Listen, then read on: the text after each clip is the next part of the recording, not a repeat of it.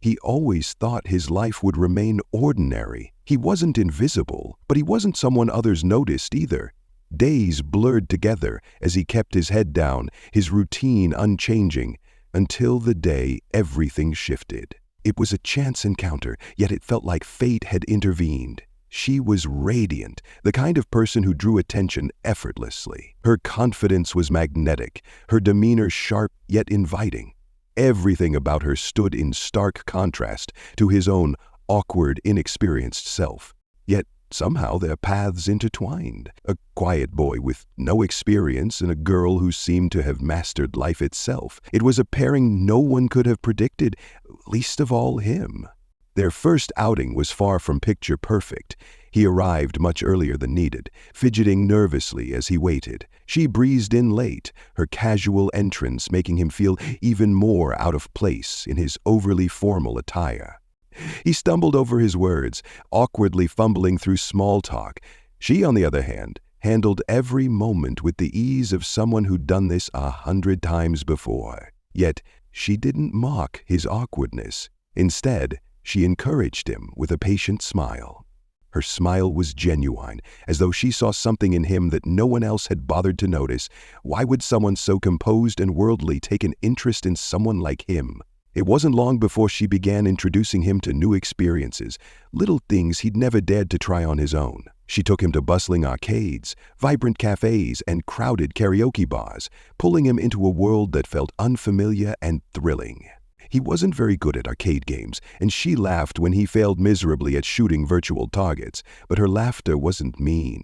It was warm, infectious. She made him realize how much he'd been missing by staying in his bubble. But even as she taught him how to live a little, he couldn't shake the feeling that she was hiding something behind her confident exterior. The more time he spent with her, the more he began to notice cracks in her perfect facade. There were moments when her lively demeanor faltered, when her radiant smile dimmed. One evening, as they walked through the quiet streets, after an unusually long day, he found the courage to ask, "Do you ever feel like you're pretending?" Her steps slowed, and for a brief moment, she seemed vulnerable.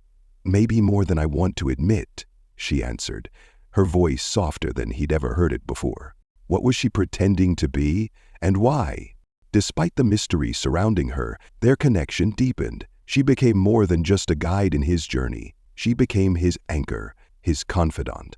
On one particular afternoon, as they sat on a park bench watching the world pass by, he asked, "What's it like to be you, to seem so sure of everything?" Her gaze lingered on the horizon. "It's exhausting sometimes," she admitted, her voice tinged with honesty. "People expect so much. Sometimes I wish I could just be."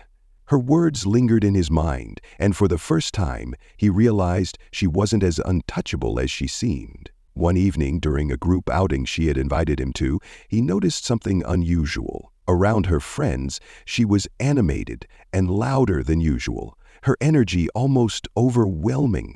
But to him, it felt forced. Later that night, when they were alone, he brought it up. "You don't have to pretend with me," he said, his voice steady despite his nervousness. Her reaction surprised him. She stared at him for a long moment before exhaling deeply. "It's just easier sometimes," she admitted. "Pretending makes people happy. It keeps them from asking questions." He nodded, unsure of what to say, but in that moment, he vowed to be the one person she wouldn't need to pretend around.